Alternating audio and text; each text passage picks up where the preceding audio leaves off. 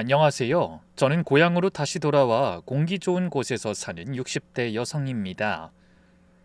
처음에 이 사연을 쓰려고 종이를 펼쳐놓고 한참을 그냥 앉아만 있었어요.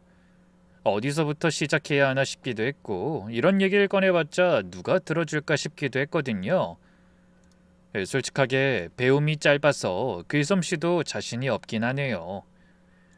그래도 제 이야기가 어딘가에서 저처럼 혼자 참고 계신 분들한테 닿는다면 그걸로 충분하다 싶었습니다. 오늘 제가 풀어놓을 이야기는요, 제 인생을 통틀어 가장 부끄러웠던 어느 겨울의 기억이에요. 다 늙은 여자가 잠옷바람으로 아파트 놀이터 벤치에 주저앉아 있던 그 밤, 그날 어떻게 제 인생을 송두리째 뒤집어 놨는지 천천히 말씀드려 볼게요. 저는 경북 김천 산골에서 태어났어요. 아버지가 12살 때 논일을 하시다가 갑자기 쓰러진 뒤부터 먹고 사는 게 더 빠듯했어요. 어머니 혼자 자식을 건사해야 하는 상황이었으니까요. 그래서 중학교만 마치고 바로 일을 시작했습니다. 어머니 짐을 조금이라도 덜어야 한다는 생각뿐이었거든요. 그러다 22에 사촌 언니 소개로 서울 구로 쪽 공단으로 올라왔어요. 그때 기숙사 생활을 시작했는데 처음엔 정말 아무것도 없었어요. 짐 가방에 옷 몇 벌, 어머니가 싸주신 묵은지 한 통, 그게 서울살이 전부였어요. 그런데 그 묵은지를 기숙사에서 같이 지내던 언니들한테 한 쪽씩 덜어줬더니 다들 숟가락을 놓질 못하는 거예요. 야, 순자야, 너 이 김치 어디서 났어? 이거 진짜 죽인다. 완전 밥도둑이야. 전 그 말이 그냥 인사치레인 줄 알았어요. 그런데 그 뒤부터 공장 언니들이 제 김치통 앞에 줄을 서는 거예요. 생각해보면 저한테는 어릴 때부터 할머니한테서 물려받은 손맛이 있었어요. 딱 짚어서 설명할 순 없는데 할머니 옆에서 수십 번 보고 몸으로 익힌 거였죠. 근데 그게 특별한 건지도 잘 몰랐어요.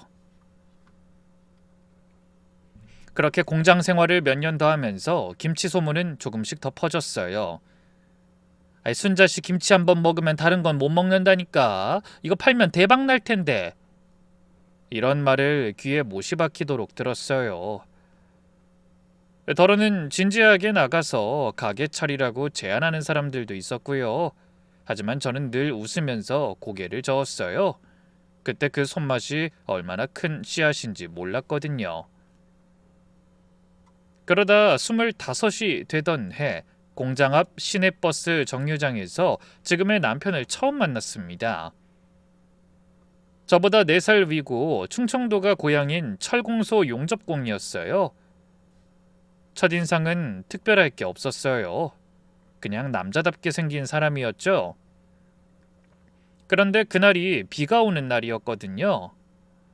저는 우산을 갖고 있었는데 남편은 없었어요. 옆에 서 있는데 비가 많이 오니까 저도 모르게 우산을 남편 쪽으로 기울여줬어요. 별 생각 없이 한 행동이었는데 남편은 어쩔 줄 몰라 하는 거예요.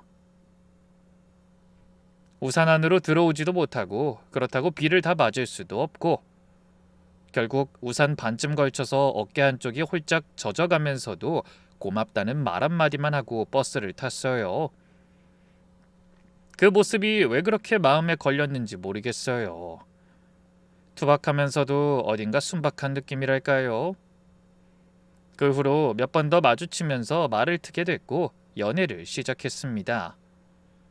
만난 지 6개월 만에 단칸방 얻어 살림을 차렸어요. 집이 없으니 결혼식은 간단하게 동네 예식장에서 했고 혼수라고 해봤자 이불 한 채랑 밥솥 하나가 전부였죠. 그런데 첫 월급을 받던 날 남편이 금은방에 들렀다 얇디 얇은 금가락지를 하나 들고 와서 제 손가락에 끼워주면서 이러더라고요. 여보, 내가 평생 당신 책임질게. 진짜 남편은 그 말대로 살려고 애를 썼어요. 아들 낳고 우리 세 식구가 단칸방에서 김치전 부쳐 먹으면서 웃던 그 시절이 돌아보면 제 인생에서 가장 빛났던 날들이었어요. 그때는 우리가 평생 그렇게 조용하고 평범하게 잘 늙어갈 줄만 알았거든요. 그러다 아들이 초등학교 3학년 때 식당에서 일하고 있는데 낯선 번호로 전화가 왔어요. 남편이 작업 중에 철판이 무너지면서 허리를 크게 다쳤다는 거예요. 저는 앞치마도 못 벗고 그냥 뛰었어요. 버스 타고 병원 가는 내내 손이 떨렸는데 정작 의사한테 설명을 들을 때는 눈물도 안 나왔어요. 하반신 신경 손상, 감각이 돌아오는데 오랜 시간이 걸릴 수 있고 최악의 경우 영구적일 수 있다는 말이었어요. 저는 복도 바닥에 주저앉았습니다. 다리가 다 풀려서요.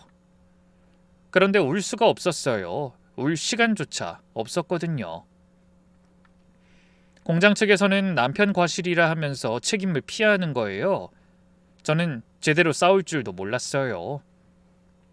변호사를 써야 한다는 건 알았는데 우리 형편에 그럴 돈이 어디 있어요. 결국 아무것도 받지 못하고 오히려 병원비 빚만 떠안은 채 나와야 했습니다. 그 후로 남편은 10년이 넘도록 집에 누워 지냈어요. 저는 낮에는 식당에서 주방 일을 했고 저녁에는 빌딩 청소, 새벽에는 또 다른 식당 설거지를 했어요. 하루에 3군데를 뛰면서도 몸이 버텨졌던 게 신기할 정도예요. 아마 그냥 쓰러질 여유도 없었던 것 같아요. 근데 그 시절에도 김치는 꼭 담가 먹었어요. 힘들어도 동네 어머니들한테 김치 한 포기씩은 나눠서 먹었거든요. 그게 저한테는 일종의 숨구멍 같은 거였어요. 그런데 그게 점점 입소문이 나기 시작한 거예요. 아이 순자씨, 우리 애들 줄 것도 좀 담가주면 안 될까? 아이 돈은 드릴게. 공단 시절 따라다니던 소문이 여기서도 이어진 거죠. 몇몇 분은 진심으로 가게 차리면 투자하겠다는 분들도 계셨어요. 그런데 저는 그때마다 고개를 가로저었어요. 남편 기저귀 갈아주고 약 먹이고 아들 숙제 봐주다 보면 하루가 끝났거든요. 그렇게 10년이 넘는 세월이 지나 겨울이 시작되던 어느 날 남편이 조용히 눈을 감았어요. 새벽에 제가 화장실을 다녀오다가 남편을 봤는데 숨소리가 달라진 게 느껴졌어요. 얼른 그 손을 잡았더니 차가워지고 있었어요.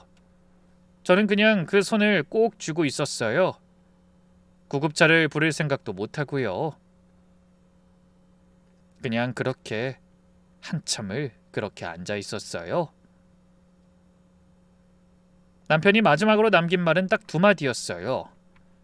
미안하다. 민수 잘 부탁해. 장례를 치르고 나서 일주일은 밥도 못 먹었어요. 남편이 떠난 뒤 저는 집을 정리하고 혼자 작은 빌라를 얻어 지냈어요. 남편 흔적이 남은 그 집에 사는 게 괴롭기도 했고요. 다행히 아들은 잘 다니던 회사에서 부장 자리까지 올라갔고 얼마 안 가서 아들이 결혼하겠다면서 여자를 데려왔어요. 먼저 간 남편이 보내줬나 싶었죠. 며느린 32살 강남 토박이로 백화점 문화센터 강사로 일하는 아가씨였어요. 단정하고 말도 조리 있게 잘하더라고요. 근데 뭔가 웃음이 묘하게 서늘했어요. 왜 그 나이 먹으면 그런 게 생기잖아요. 이런저런 얘기를 나누다가 앞으로 살림을 어떻게 꾸릴 거냐는 이야기가 나왔어요. 제가 신혼 때는 아끼면서 차근차근 모아가는 게 좋지 않겠냐고 했더니 며느리가 이러는 거예요. 그건 아니라고 생각해요. 어머님 시대랑은 또 다르잖아요. 이때만 경험할 수 있는 것도 있고요. 전 버는 것보다 쓰는 방식이 더 중요하다고 생각해서요. 틀린 말은 아니에요. 근데 그 말하는 방식이 묘했어요. 제 말을 듣고 나서 잠깐 생각해보는 척도 없이 바로 아니라고 생각한다면서 숨도 안 쉬고 말을 하는 그 태도가 좀 낯설었어요. 옆에 있던 아들이 웃으면서 분위기를 풀어보려고 이러더라고요. 엄마, 지아가 원래 자기 생각을 잘 말하는 편이에요. 전 그게 마음에 들었거든요. 얼마나 똑부러지는지 몰라요. 제가 결정 못하는 것도 지혜가 해주니까 진짜 필요한 사람이에요. 아들 눈에는 그게 장점으로 보였던 거죠. 자기 의견 있고 할 말 하는 사람이 요즘 세상엔 필요한 사람이라는 것도 알아요. 근데 저는 집에 오는 내내 마음이 걸렸어요. 보통 내기가 아니겠다. 한번 마음 먹은 걸 굽히는 일이 별로 없을 것 같은 사람 같았죠. 그래도 아들이 좋다는 여자니까요 해서 불안한 마음을 억눌렀습니다. 결혼 전부터 사돈 쪽에서 요구가 많았어요. 예단은 어떤 걸로 해달라, 혼수는 어떻게 맞춰달라, 상견례 자리도 어느 식당으로 하자고 먼저 정해서 통보하는 시기였어요. 그때마다 좀 당황스러웠지만 내색은 안 했어요. 집집마다 형편이 다르고 바라는 것도 다른 법이니까요. 그런데 사실 제 마음 한편에는 다른 걱정이 있었어요. 며느리가 기가 세 보이는 건 이미 상견례 때 느꼈거든요. 그런 애랑 사는데 아들이 주눅 들어 살면 어쩌나 싶더라고요. 워낙 온순한 성격이거든요. 싫은 소리 못하고 분위기 안 좋아지는 거 못 견뎌 하는 아이예요. 아들이 작아지는 꼴 보는 것보다 제가 할 수 있는 선에서 모자람 없이 해주려고 했어요. 우리 민수만 행복하면 된다. 그 생각 하나였습니다. 그 선택이 어떤 문을 여는 건지 그땐 정말 몰랐어요. 갑자기 쓰러진 건 아들이 결혼하고 얼마 안 가서였어요. 혼자 빌라에 있다가 어지럼증이 심하게 오더니 그대로 쓰러졌어요.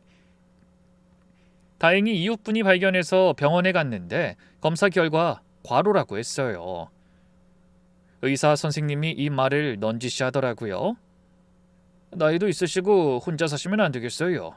주변에 가족 없으세요? 그 말이 왜 그렇게 부끄럽던지요. 가족이 없는 것도 아닌데 혼자 사는 노인 취급받는 것 같아서요. 그 얘기를 전해 들은 아들이 달려와서 절 보더니 바로 이 말을 꺼내는 거예요. 엄마, 우리랑 같이 살아요. 엄마 혼자 지내면 안 되겠어요. 저는 손을 살며시 뺐어요. 아니야, 괜찮아. 며칠 쉬면 돼. 솔직히 말하면 겁이 났어요. 함께 산다는 게 말처럼 쉬운 게 아니라는 걸 저는 알거든요. 안 그래도 며느리가 보통 얘기가 아니라는 걸 상견례 때부터 느꼈는데 애들 집에 들어가서 살다가 불편한 일이라도 생기면 괜히 결혼 생활이 짐이 되고 싶지 않았어요. 진심으로요. 그런데 아들은 그 뒤로도 저를 계속 설득했어요. 엄마, 나 솔직히 말할게요. 엄마 혼자 있으면 나 회사에서도 마음이 안 놓여요.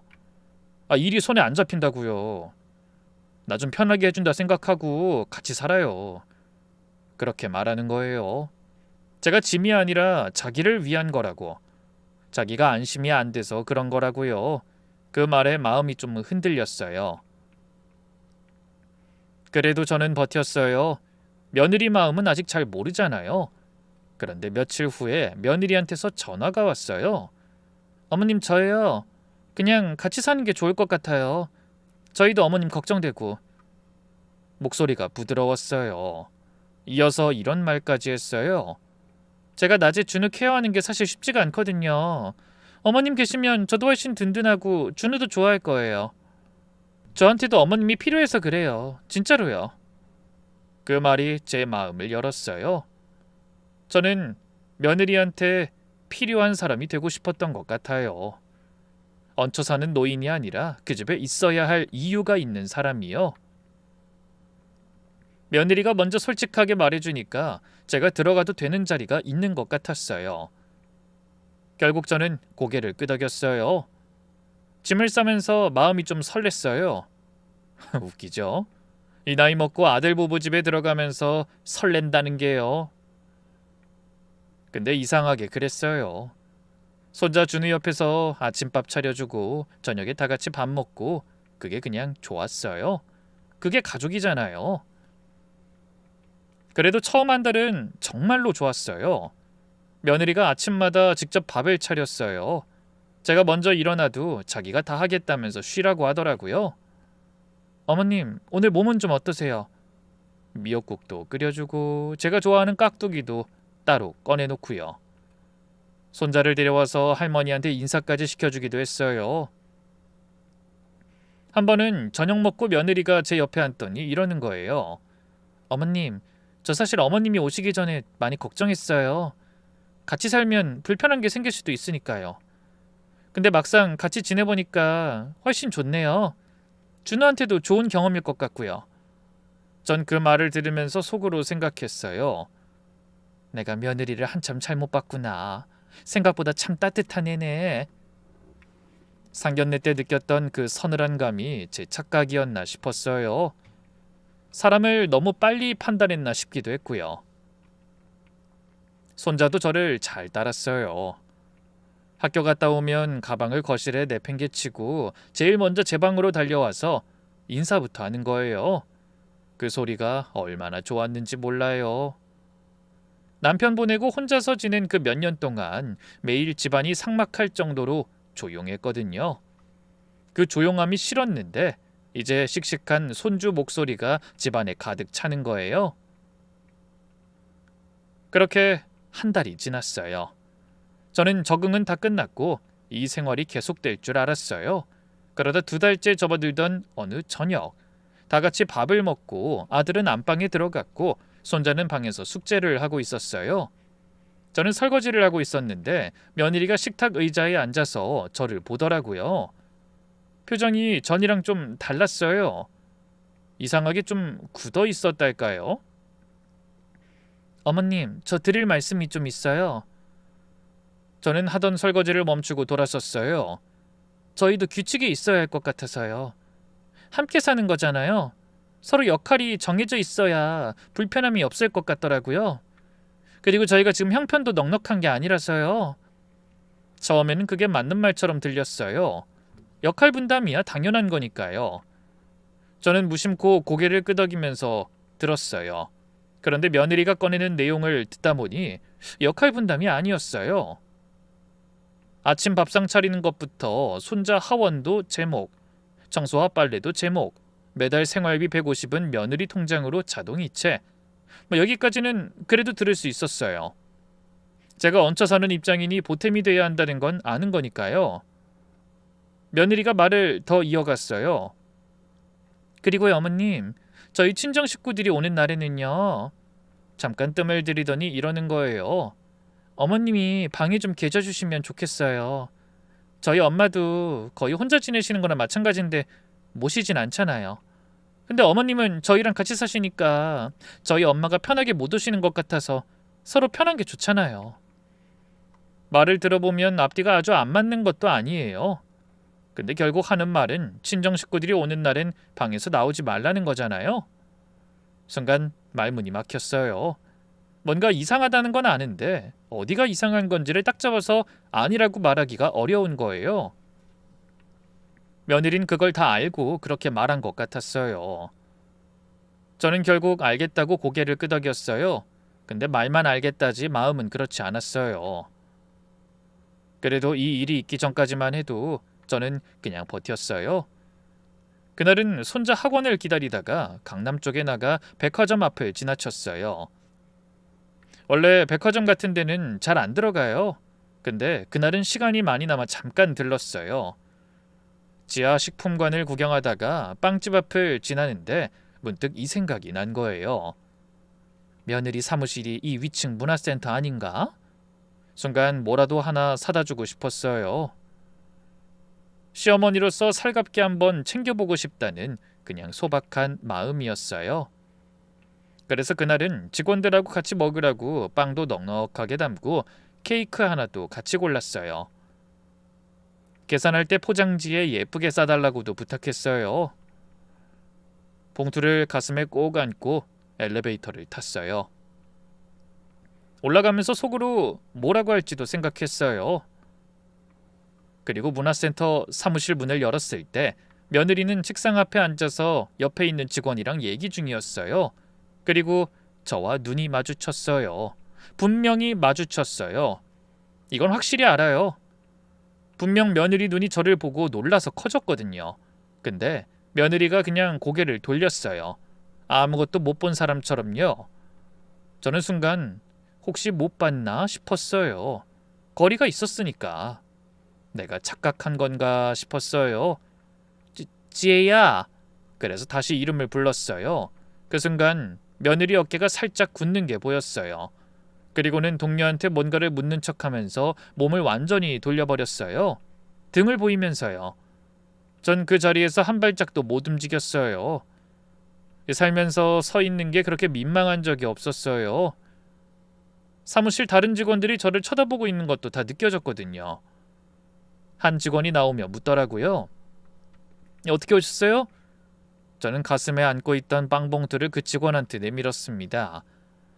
저기 저 박지혜 씨 시어머니인데요. 이것 좀 전달해 주세요. 같이 나눠 드시라고요. 직원이 멋쩍은 표정으로 봉투를 받았어요. 저는 고개를 숙이고 사무실을 나왔어요. 집 오르는 버스 안에서 못 받겠지, 바빴겠지 라고 저 자신을 달랬어요. 아마 한참 집중해서 얘기 중이어서 못 받겠거니, 눈이 마주쳤다고 생각한 것도 다 제 착각이겠거니 그냥 그렇게 생각하기로 했어요. 그래야 제 마음이 편했으니까요. 그날 저녁은 더 조용했어요. 며느리는 아무 말이 없었고 저도 아무 말이 없었어요. 손자가 학교 얘기를 혼자 떠들고 있었고 아들은 수저를 들면서 반찬이 맛있다고 했어요. 그게 다였어요. 그러다 저녁을 먹고 설거지를 마쳤을 때였어요. 방으로 들어가려고 하는데 안방에서 며느리 목소리가 들렸어요. 전화를 하고 있더라고요. 전 그냥 지나치려고 했는데 말소리가 문틈으로 새어나오는 거예요. 아니 그 꼴로 나를 찾아왔더라니까? 당연히 모른 척했지. 같이 다니기도 어떨 땐 쪽팔려. 전 그 자리에서 발이 굳어버렸어요. 손에 들고 있던 행주가 바닥에 떨어지는 줄도 몰랐어요. 귀가 먹먹했어요. 그 꼴. 오늘 제가 입고 나간 옷, 5년 된 점퍼, 남대문에서 산 바지, 반쯤 센 머리. 그게 며느리가 말하는 그 꼴이었던 거죠. 저는 방에 들어와 불도 안 켜고 그냥 이불을 덮고 누웠어요. 눈물이 나는 것도 아니고 화가 치미는 것도 아니었어요. 그냥 한없이 작아지는 느낌밖엔 없었어요. 제 몸이 전부 쪼그라드는 것 같은 기분이랄까요? 이게 지금 내 자리구나. 그 말이 가슴속에서 맴돌다가 천천히 가라앉았어요. 그날 이후로 전 더 조용해졌어요. 일부러 말을 줄였어요. 말했다가 또 뭔가 상처받을 것 같아서요. 그렇게 한 달쯤 지났을 때 초인종이 울렸어요. 나가보니 영숙이가 서 있었어요. 영숙이는 저랑 20대 때부터 언니 동생하며 같이 고생한 것도 다 보고 지낸 사이예요. 공장 다닐 때 처음 만났는데 성격이 저랑 정반대예요. 저는 말이 없고 속으로 삭히는 편인데 영숙이는 셈이 빠르고 말도 많고 어떤 상황에서도 이득을 찾아내는 성격이었죠. 그 성격 덕에 도움받은 것도 많았고 그때부터 사업적인 감각도 좀 남달랐죠. 그런데 그날 영숙이 옆에 남편 태식 씨도 같이 있었어요. 두 사람 얼굴이 좀 무겁더라고요.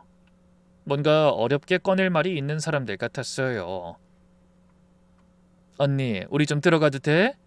거실에 앉혀놓고 차를 내왔더니 태식 씨가 먼저 말을 꺼냈어요. 식품 공장을 차리겠다고, 은행 빚을 꽤 얻었다고 했어요. 김치 위주로 가공식품을 만들어서 납품하는 사업이었는데 문제는 맛이었어요. 이 시식회를 몇 번 했는데 번번이 평범하다, 특징이 없다는 반응이 나온다는 거예요. 태식 씨가 머리를 긁적이면서 저를 똑바로 봤어요. 형수님, 솔직히 말씀드리면요. 제가 형수님 김치 맛을 아직도 못 잊거든요. 이 사람 통해서 한 번씩 얻어먹었는데 그때마다 이런 맛이면 좋겠다는 생각을 했어요.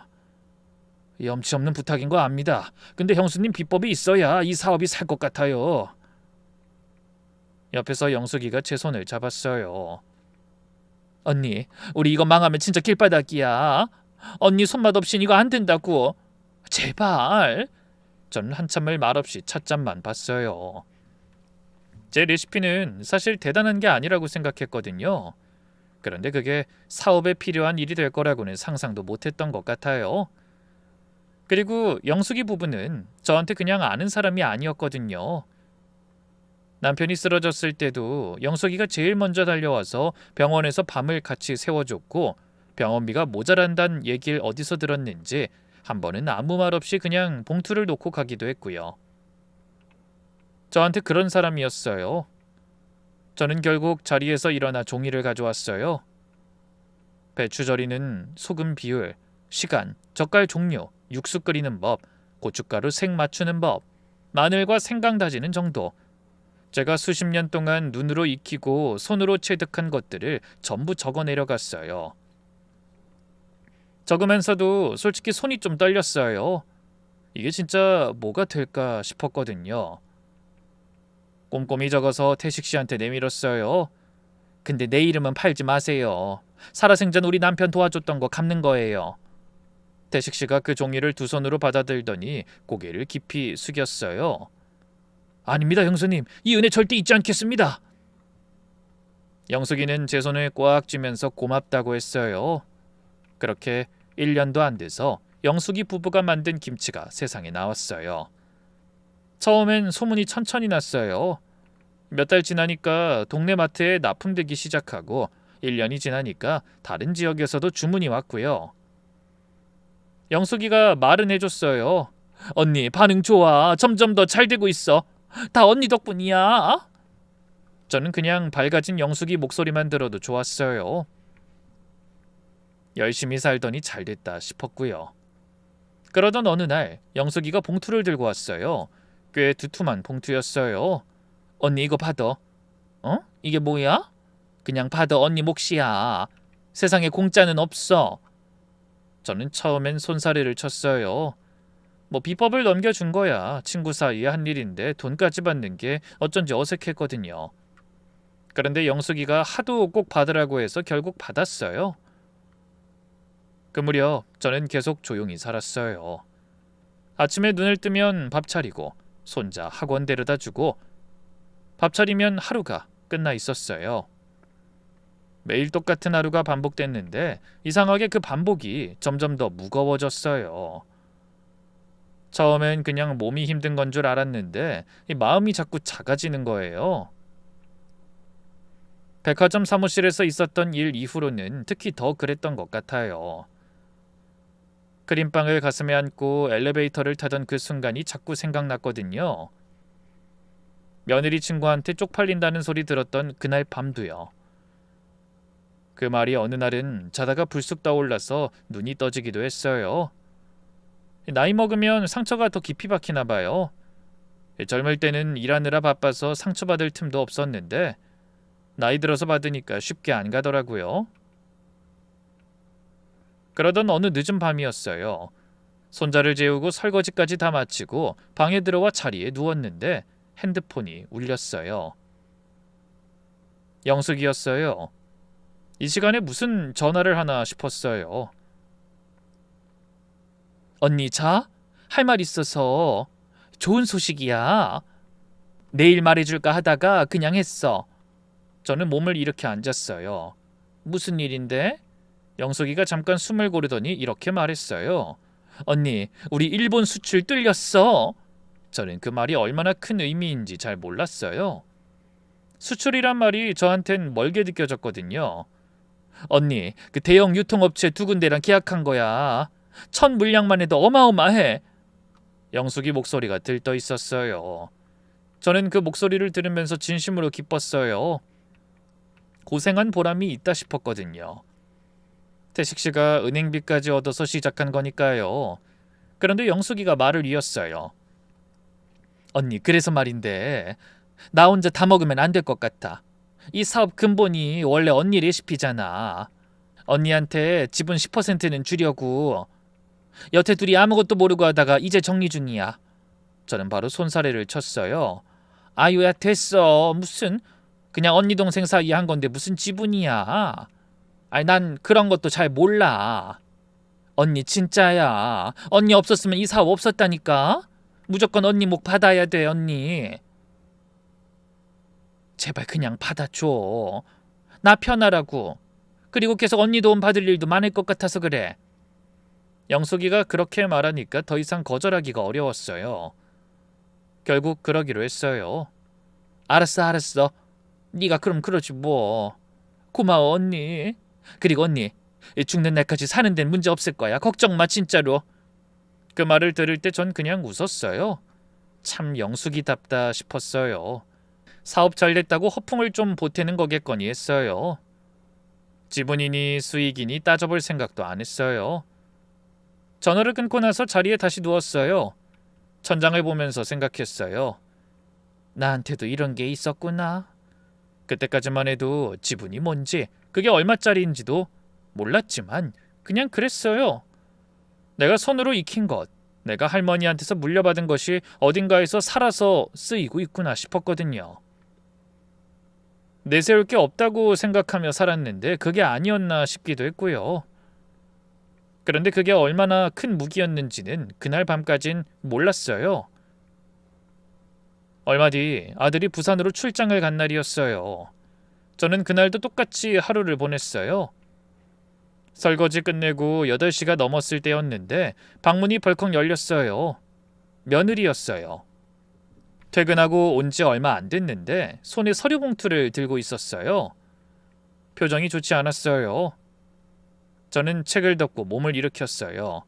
어머님, 잠깐 얘기 좀 해요. 거실로 나갔더니 며느리가 소파에 앉으면서 봉투를 식탁 위에 올려놓더니 이렇게 꺼냈어요. 저희 언니 카페 아시잖아요. 거기가 정리됐어요. 은행 빚이 3천이 연체됐는데 언니가 도저히 혼자서 감당을 못하겠다고 해서요. 저는 들으면서 고개를 끄덕였어요. 젊은 사람이 안 됐다 싶어서요. 그래서 말인데요. 어머님이 3천만 원만 빌려주세요. 6개월 안에 꼭 갚을게요. 전 순간 가슴이 철렁했어요. 그리고 잠깐 숨을 고르고 대답했어요. 지혜야, 그만한 돈은 나한테 없어. 나 생활비로 겨우 사는 거 알잖아. 제가 할 수 있는 솔직한 말이었어요. 통장에 몇백만 원 정도는 있었지만 3천까지는 저도 없었거든요. 그리고 솔직히 말하면 있다고 해도 선뜻 내어줄 수 있는 상황이 아니었어요. 사돈 처녀한테 빌려준 돈이 돌아온다는 보장이 없었으니까요. 그 말이 채 끝나기도 전에 며느리 표정이 살짝 굳었어요. 목소리를 높이거나 하진 않았어요. 오히려 더 차분해졌어요. 보는 저는 그게 더 무서웠어요. 없다고요?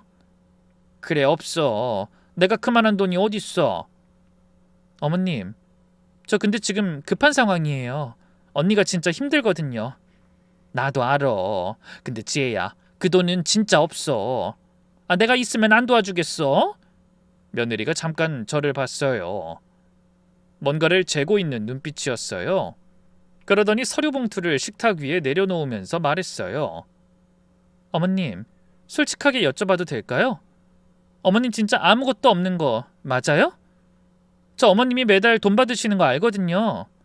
저는 순간 가슴이 철렁했어요. 영숙이한테서 받는 돈을 며느리가 알고 있었던 거예요.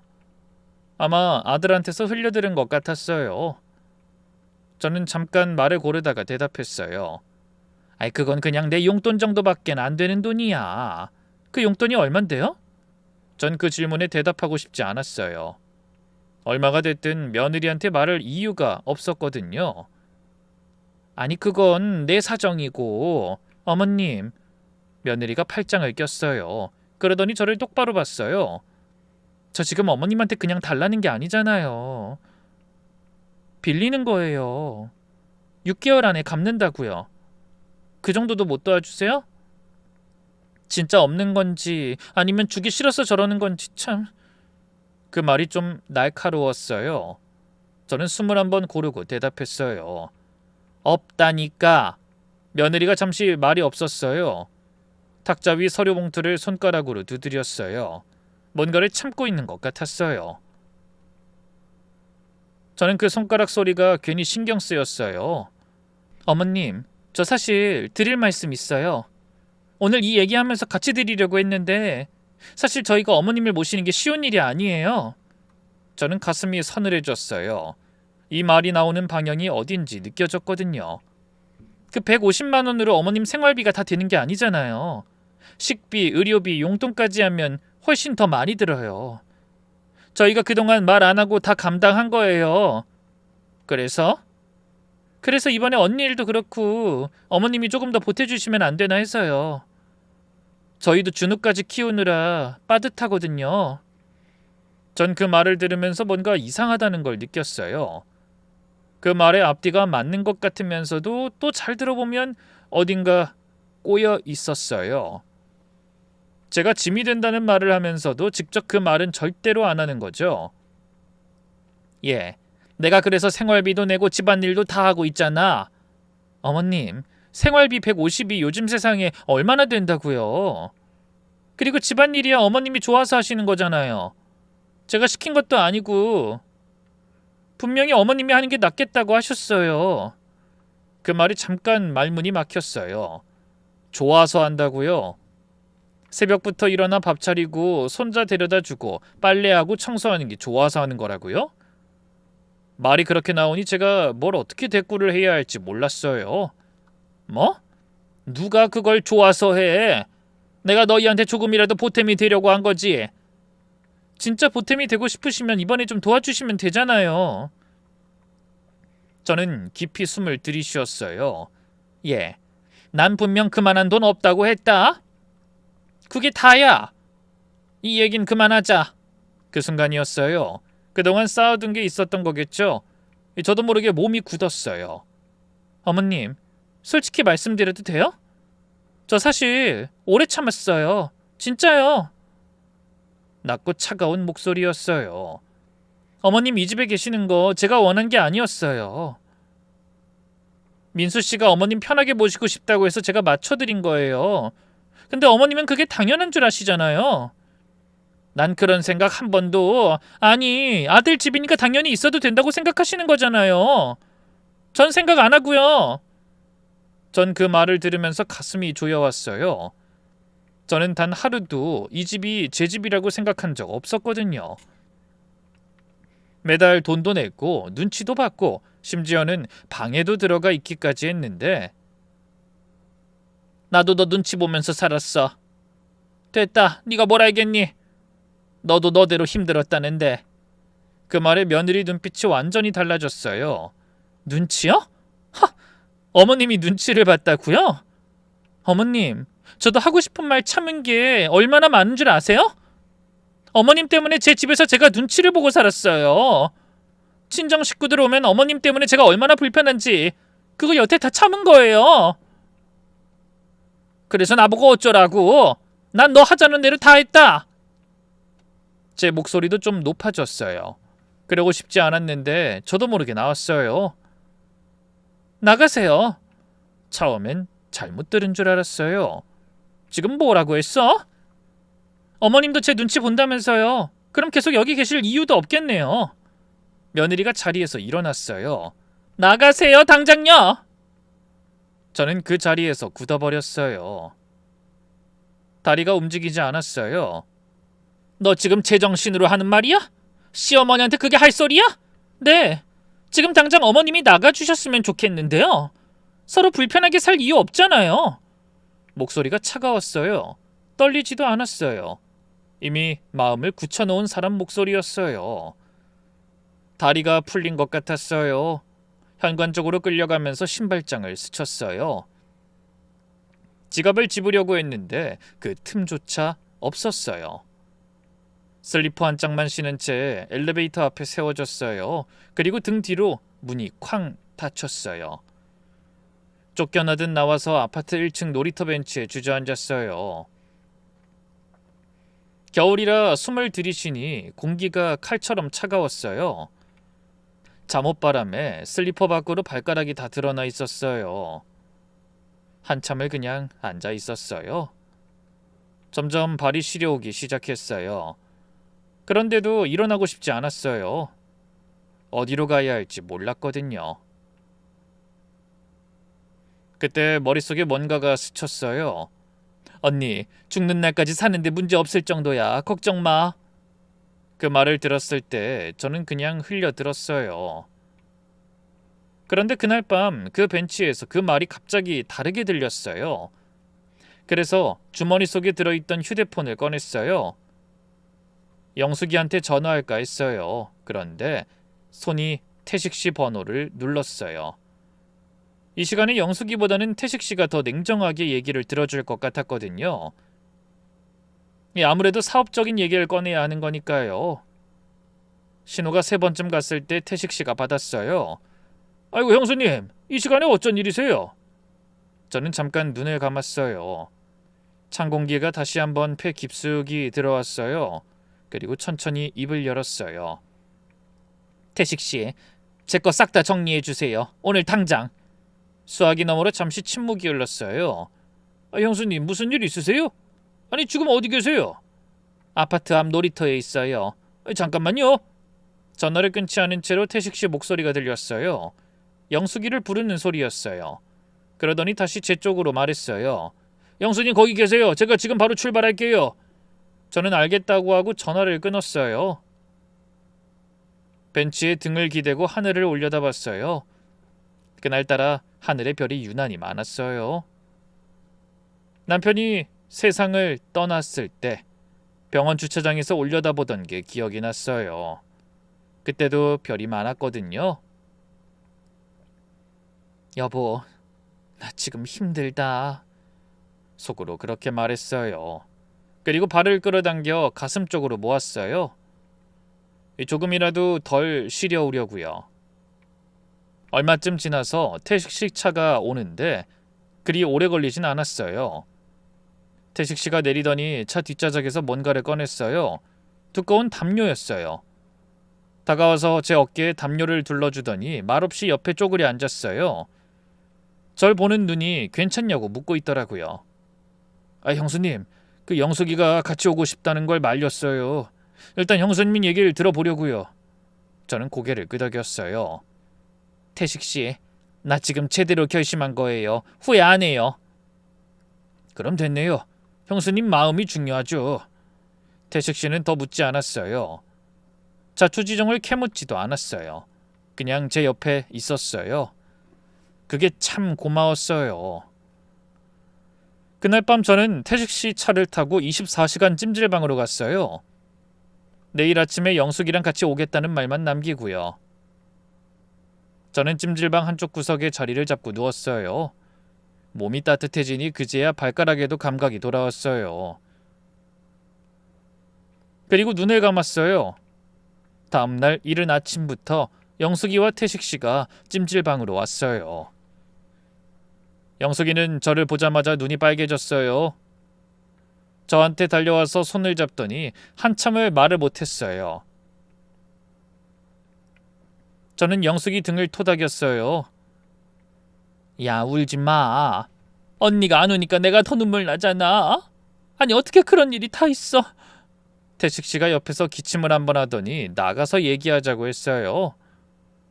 찜질방 입구 쪽 편의점에 가서 따뜻한 음료를 사들고 셋이 앉았어요. 그리고 제가 밤새 생각한 말을 먼저 꺼냈어요. 나 정말로 다 정리하고 싶어요. 내 지분이 어떻게 돼요? 얼마나 가지고 있어요? 태식씨가 저를 봤어요. 그리고 영숙이와 눈이 마주치더니 두 사람이 고개를 끄덕였어요. 형수님, 처음에 10%로 시작하셨잖아요. 그게 지금은 18%예요. 저는 잠깐 멈췄어요. 제가 사업 키울 때마다 영숙이가 조금씩 조정한 거예요. 형수님 비법 없이는 이 사업 절대 없다고. 그 말을 영숙이가 끝까지 놓지 않았어요. 저도 동의했고요. 저는 영숙이를 봤어요. 영숙이가 제 손을 꽉 쥐었어요. 아니 언니가 아무리 말해줘도 워낙 관심을 안 가지니까 말해봤자 또 거절할 것 같아서. 틀린 말이 아니었어요. 저는 그랬을 거예요. 그리고요 형수님, 이게 다가 아니에요. 형수님이 이사로 올라가 있어요. 제가 처음 법인 설립할 때 영숙이가 꼭 넣어야 한다고 해서요. 형수님은 도장만 찍어주셨는데 그게 그렇게 된 거예요. 전 그 말을 듣고 한동안 아무 말도 못했어요. 그럼 지금 회사 규모가 어느 정도나 되는 거예요? 태식씨가 잠깐 뜸을 들였어요. 연매출 380억 정도 돼요. 일본 수출이 제일 크고 몇 년 전부터 미국이랑 동남아 쪽도 열렸어요. 처음 시작했을 때랑 비교도 안 되게 규모가 많이 커졌어요, 형수님. 저는 그 숫자를 머릿속에서 한번 굴려봤어요. 그래도 실감이 안 났어요. 제가 종이에 적어준 레시피가 그 정도 규모의 사업을 돌리고 있다는 게요. 찜질방에서 빌린 추리닝을 입고 앉아서 듣기엔 너무 먼 얘기 같았어요. 영숙이가 제 표정을 살피더니 말했어요. 언니 놀랐지? 나도 이렇게까지 될 줄은 몰랐어. 근데 이렇게 온 것도 다 언니 덕이야. 저는 한참 만에 입을 열었어요. 그럼 나 이사라는 게 그게 지금도 유효한 거죠? 태식 씨가 고개를 끄덕였어요. 저는 창밖을 봤어요. 서울 거리가 바쁘게 돌아가고 있었어요. 출근하는 사람들, 가게 문을 여는 사람들, 저마다 자기 자리로 가는 사람들. 나한테도 자리가 있었구나. 그 생각이 들었어요. 오래전부터 있었는데 내가 몰랐었구나. 태식 씨, 영수가, 나 이제 진짜 내 자리 찾으려고 이 모든 걸 엎을 수 있다는 자신이 생겼어요. 사실 시작은 종이 한 장 써준 것뿐이거든요. 근데 그 종이 한 장이 이렇게까지 온 거예요. 그날 저녁 영숙이가 이불을 펴주면서 내일 생각하라고 했어요. 저는 고개를 끄덕였어요. 그런데 막상 누우니까 잠이 안 왔어요. 천장을 보면서 이런저런 생각이 흘러갔어요. 며느리가 저를 쫓아냈던 그 목소리가 자꾸 귀에 맴돌았어요. 등 뒤로 문이 닫히던 그 순간에 제 발이 차가운 복도 바닥에 닿던 느낌도요. 그런데 이상하게 그게 분하거나 서럽지는 않았어요. 오히려 머릿속이 아주 오랜만에 맑아진 느낌이랄까요? 흐릿하게 살았던 것들이 그날 밤을 경계로 전부 또렷해진 것 같았어요. 아침에 일어났을 때 마음이 정해져 있었어요. 영숙이가 죽을 끓여놨더라고요. 전 그걸 다 비우고 숟가락을 내려놓으면서 말했어요. 영숙아, 나 오늘 며느리 만나러 갈 거야. 영숙이가 국자를 들다가 멈췄어요. 언니 왜? 무슨 말 하려고? 저는 잠깐 생각하다가 말했어요. 다 정리하려고. 영숙이가 저를 한참 봤어요. 뭔가 더 말하고 싶은 것 같았는데 결국 아무 말도 안 했어요. 그냥 죽 한 그릇을 더 떠서 제 앞에 밀어줬어요. 그럼 든든히 먹고 가. 그리고 오전 중에 태식 씨한테 전화해서 제 지분이 얼마고 지금 배당금이 통장에 얼마나 쌓였는지 물어봤어요. 태식 씨가 확인을 해보더니 말해줬어요.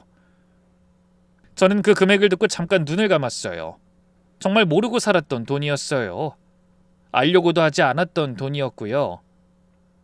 가끔씩 영숙이가 봉투를 내밀면 받아서 약값이나 생활비에 보탰던 거예요. 그게 쌓이고 쌓여 그 금액이 됐던 거예요. 저는 태식 씨한테 부탁했어요. 혹시 현금으로 찾아줄 수 있어요? 제가 금액을 말하니까 태식 씨가 잠깐 말이 없었어요. 형수님, 그걸 다 현금으로요? 제가 바로 알아볼게요. 태식 씨가 더 묻지 않았어요. 오후에 봉투를 들고 왔어요. 두꺼운 봉투였어요. 저는 그 봉투를 가방에 넣었어요. 그리고 바로 아들네 아파트로 갔어요. 어느새 비밀번호까지 바꿔놨더라고요. 그리고 초인종을 누르고 잠깐 기다리다가 문이 열렸어요. 며느리였어요. 저를 보더니 얼굴이 굳었어요. 들어가도 되지? 며느리가 잠시 망설이더니 문 옆에서 비켰었어요. 저는 신발을 벗고 들어갔어요. 집 안이 조용했어요. 손자는 학교에 갔을 시간이었고 아들은 출근했을 때니까요. 거실 소파에 앉았어요. 며느리가 맞은편에 앉았어요. 눈을 마주치려다가 살짝 피하더라고요. 저는 가방을 무릎에 올려놓고 천천히 말을 시작했어요. 나 몇 가지만 얘기하고 갈게. 내가 여기 산 게 2년이야. 며느리가 아무 말 안 했어요. 그동안 150씩 생활비 냈어. 그거 다 합치면 얼마지? 그리고 준우, 내가 등하원 다 시켰어. 그리고 아프면 병원 데려가고 네가 일하는 동안 내가 그걸 다 했어. 요즘 도우미 시간당 얼마 받는지 알아? 내가 알아봤더니 하루 4시간만 잡아도 한 달에 60만 원이 넘어. 2년이면 그게 얼마야? 저는 멈추지 않고 계속했어요. 그리고 밥은? 내가 2년 동안 아침밥상 차렸어. 청소, 빨래 그것도 내가 다 했고. 며느리 눈이 조금 흔들렸어요. 그게 다 돈이야 얘. 세상에 공짜 없다? 내가 며느리니까 아들 집에 신세 지는 거니까 그냥 당연한 거라고 생각했지. 나도 그렇게 생각하면서 살았어. 근데 그게 다 돈이더라고. 저는 가방에서 봉투를 꺼내 던지듯 올려놨어요. 그 순간 며느리 눈이 봉투로 갔어요. 저는 그 눈빛을 봤어요. 뭔가 기대한 눈빛이었어요. 혹시 자기가 요구했던 3천을 들고 왔나 싶은 그런 눈빛이요. 여기 열어봐. 며느리가 봉투를 집어들더니 열었어요. 그리고 멈췄어요. 1,000원짜리로 채웠거든요. 봉투 안에 일부러 전부 1,000원짜리 지폐로 꽉꽉 채워 넣었거든요. 바로 며느리 얼굴이 굳었어요. 이게 뭐예요? 내가 계산해봤더니 내가 받아야 할 돈이 훨씬 많더라. 근데 불쌍해서 그냥 주는 거야. 어머님, 이게 무슨 장난치는 것도 아니고. 며느리가 말을 잃고 봉투를 탁자에 내려놨어요. 저는 아랑곳하지 않고 계속했어요. 너 친정 언니 카페만 문제가 아니라며? 사돈 가게도 요즘 많이 힘들다고. 거기다 임차료도 올랐고 언니 카페 빚에 거기까지 얹히면 너희 친정 통째로 흔들리는 거잖아. 며느리가 입술을 꾹 다물었어요. 나한테 3천 받아봤자 엄발의 오줌 누기야. 그 돈으로 언니 빚 맞고 나면 그 다음 달엔 사돈 쪽에서 또 뭔가 터지겠지. 내가 봤을 때 너희 친정은 3천이 끝이 아닌 것 같아서. 며느리 눈가가 떨렸어요. 저는 봉투를 손가락으로 가볍게 두드렸어요. 이거 써. 불쌍해서 주는 거야. 그리고 너하고 진짜 마지막이라서 주는 거야. 며느리가 봉투를 내려다봤어요. 1,000원짜리들이 삐쭉삐쭉 나와 있었어요. 그 얼굴이 어떤 표정인지 딱 잘라 말하기가 어려웠어요. 부끄러운 건지 억울한 건지 창피한 건지 아마 다 섞여 있었겠죠? 저는 그 자리에서 일어났어요. 그리고 잠깐 며느리를 똑바로 봤어요. 네가 나 내쫓던 날 나도 확실히 알았다. 그게 너한테 잘된 일인지 아닌지는 이제 두고 보면 알게 될 거다. 그리고 돈으로 사람 줄 세우는 버릇 그거 빨리 고쳐. 나이 들면 그거 다 돌아오게 돼 있다. 그것도 곧 알게 될 거야. 전 그냥 신발을 신고 문을 열었어요. 며느리가 뒤에서 불러도 돌아보지 않았어요. 전에는 다리가 풀려서 벽에 기대야 했는데 오늘은 똑바로 서 있었어요. 두 발이 바닥에 단단히 붙어 있었어요. 1층으로 내려왔어요. 자동문이 열리면서 바깥 공기가 들어왔어요. 그리고 그날 저녁 아들한테서 전화가 왔어요. 엄마, 오늘 낮에 집에 왔다고 지혜가 그러던데 무슨 얘기했어요? 그냥 할 말 했어. 아들이 잠깐 말이 없었어요. 엄마, 나한텐 왜 말 안 했어요? 난 두 사람 잘 지내는 줄 알았는데. 말해서 뭐해. 내일은 내가 정리해. 그게 맞는 거야. 아들이 한동안 아무 말이 없었어요. 저도 잠깐 눈을 감았어요. 저도 이 아이가 나쁜 아이가 아니라는 건 알아요. 몰랐던 거예요. 보고 싶지 않았던 거고요. 이 사람이 다 그렇잖아요. 불편한 걸 외면하면서 살아갈 때가 있으니까요. 민수야, 엄마한테 미안해하고 눈치 볼 것 없어. 그냥 앞으로 네 인생 살아라. 그게 다야. 그 후로 몇 달이 지났고 저는 퇴직식 원유로 작은 건물을 하나 장만했어요.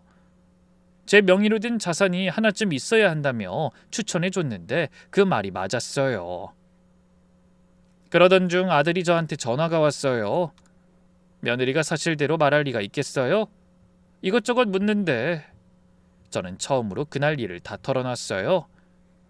아들이 한참을 말이 없더니 왜 말 안 했냐고 하더라고요.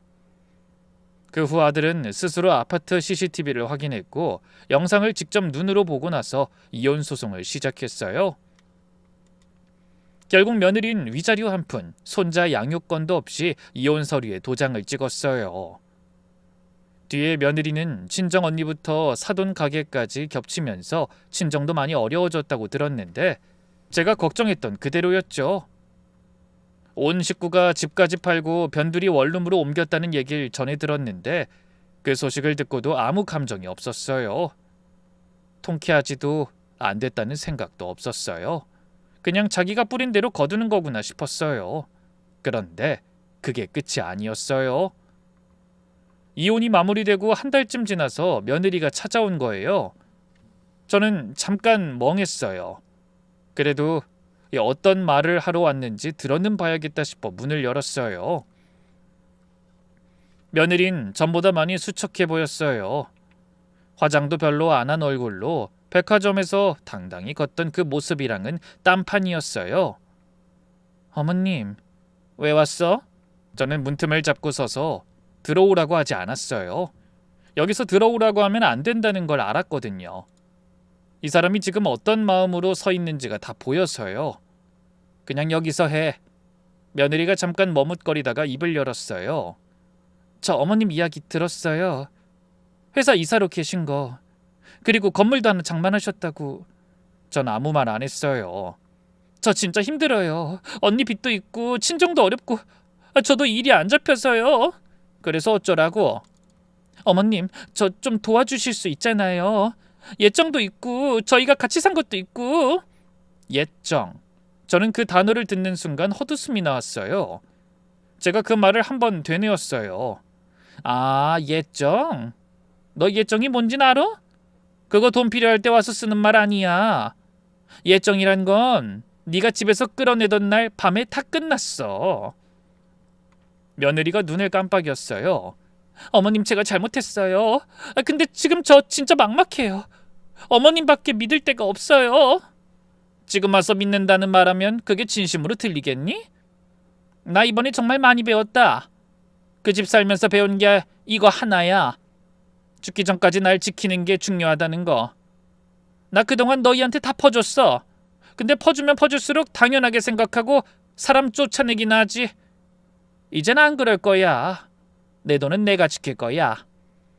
며느리 얼굴이 복잡해졌어요. 어머님, 그래도 제가 준우 엄마잖아요. 준우를 생각해서라도. 준우 얘긴 꺼내지 마. 제 목소리가 처음으로 단호해졌어요. 준우는 내가 챙길 거야. 네가 걱정할 일이 아니야. 애 핑계로 손 벌리지 마라. 며느리가 더 말을 잇지 못했어요. 저는 문을 닫았어요. 현관에서 엉엉 우는 소리가 나는데 무시하고 소파에 앉았어요. 얼마 지나니 이상하게 홀가분했어요. 며칠 후 저는 영숙이와 태식 씨를 불러서 얘기를 나눴어요. 제 지분을 어떻게 관리할 건지, 수익이 들어오면 어떤 계좌로 받을 건지, 제가 살펴봐야 할 것들이 뭔지를요. 태식 씨가 중간중간 설명해 줬는데 전 모르는 부분이 있으면 멈춰서 다시 물었어요. 예전 같으면 알아서 하라고 넘겼겠죠. 근데 이젠 그러면 안 된다는 걸 알아요. 내 것은 내가 알고 지켜야 한다는 걸 배웠으니까요. 영석이가 제 모습을 보면서 이러더라고요. 언니, 왜 이렇게 달라진 것 같아? 돈에 관심도 없던 사람이? 전 잠깐 생각하다가 말했어요. 죽기 전까진 나를 지켜야겠다는 거, 그걸 이제 알았어. 영숙이가 피식 웃었어요. 저도 웃었어요. 그리고 전 김천에 집을 샀어요. 마당이 있고 배추밭이 딸린 작은 기와집이에요. 처음 이 집을 보러 갔을 때 많이 낡았다고 했는데 저는 보자마자 바로 여기다 했어요. 마당에 서 있으니까 숨이 쉬어지는 것 같았거든요. 요즘은 아침에 일어나면 마당에 나가 배추를 보고 하늘을 봐요. 저녁엔 제가 읽고 싶었던 책을 읽다가 자고요. 정말 단순한 하루예요. 근데 이 하루가 얼마나 귀한 건지 이젠 알아요. 손자는 주말마다 내려와요. 토요일 아침에 차 소리가 들리면 제 심장이 좀 빨라져요. 마당 문을 열면서 할머니 하고 부르면 저는 바로 나가요. 그 시간만 기다리고 사는 것 같네요. 여러분, 저는 평생 퍼주는 게 사랑인 줄 알았어요. 내가 없어지면서까지 남을 채워주는 게 좋은 사람이라 믿었어요. 근데 아니에요. 나를 지키는 게 먼저예요. 아무리 자식이고 가족이라도 내가 무너지면 아무도 못 지켜요. 그걸 너무 늦게 배웠지만 그래도 배웠어요. 그게 어디예요? 지금 어딘가에서 당연하게 퍼주고 참고 계신 분이 있다면 꼭 드리고 싶은 말이 있어요. 당신이 먼저예요. 당신이 지켜져야 곁에 있는 사람들도 지킬 수 있어요. 그 용기를 너무 늦게 내지 마세요. 제 부족한 이야기는 여기서 마칠게요. 끝까지 들어주셔서 감사합니다.